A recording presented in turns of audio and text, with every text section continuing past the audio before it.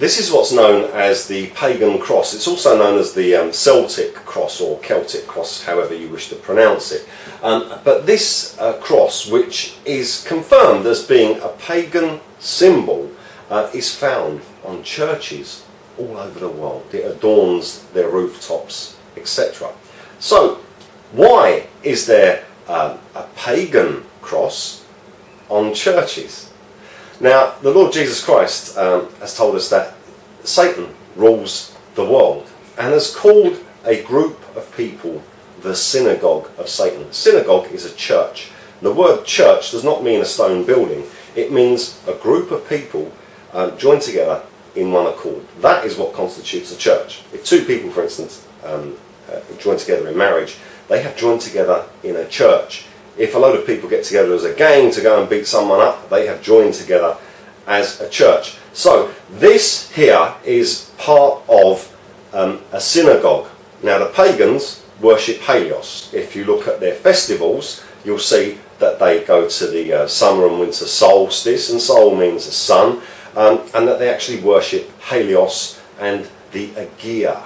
And the Agia is, or Agia as it's called in Greek, is actually HERA, who is the wife of Zeus.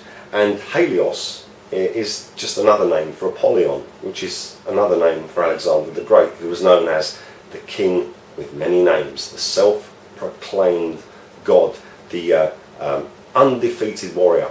So they worship HALIOS, Apollyon, the beast from the pit from the book of Revelation, and his mother HERA, and they also worship Zeus, but they call him Tyrannus and other names. But the thing is, you see, Tyrannus is Greek. If you pronounce it correctly in Greek, Tyrannis, that means a tyrant, a terrorizer. So they worship a terrorizer, and his wife and his son, the destroyer. So now we've got that straight. Let's look at this pagan cross, because there is a cryptography in here which confirms everything which has already been given away by self-admission by the pagans, who also call themselves Wiccans and Druids.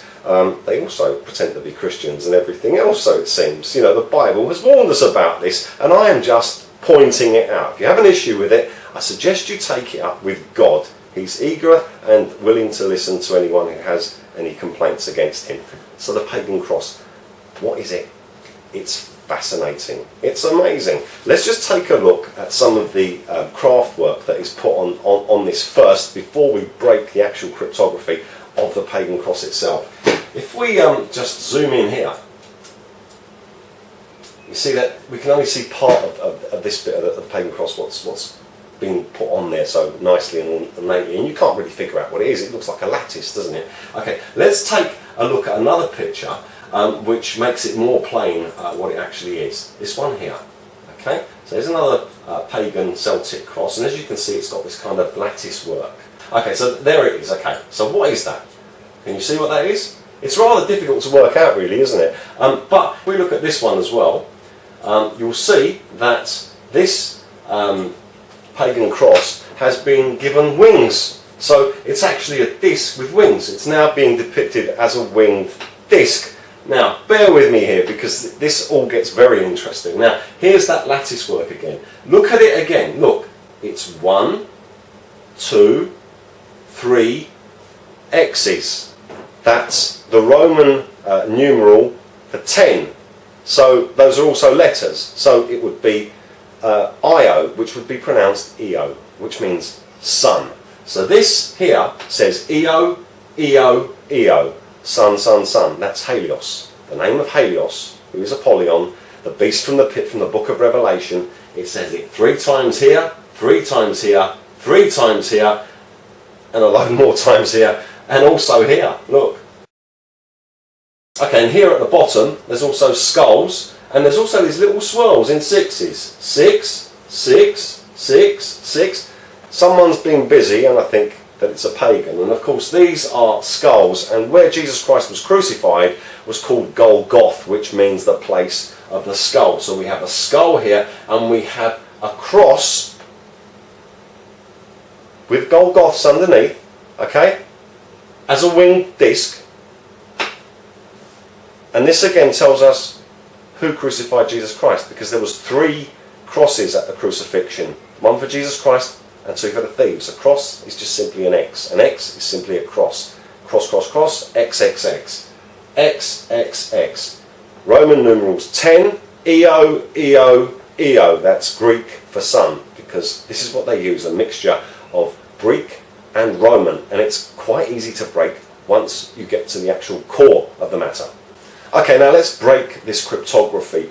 And just before we do so, I'd just like to point out that the flag of Athens is in fact the pagan cross. And don't forget that Apollyon, HALIOS, is, well, it's supposed to be Greek. He's a so-called Greek god. So this one, I'm going to use this one here, and it's got, look, it's got X's all over it already. Yeah, that's besides looking at this lattice work. So now let's break the code.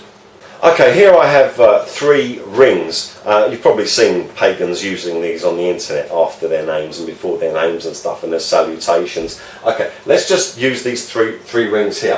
What I'm going to do here is I'm just going to make a line this way through this one, okay, and I'm going to make a line this way through this one, which basically gives us this here, which is what we call the pagan cross. Okay, now these are actually these two here are Greek letters.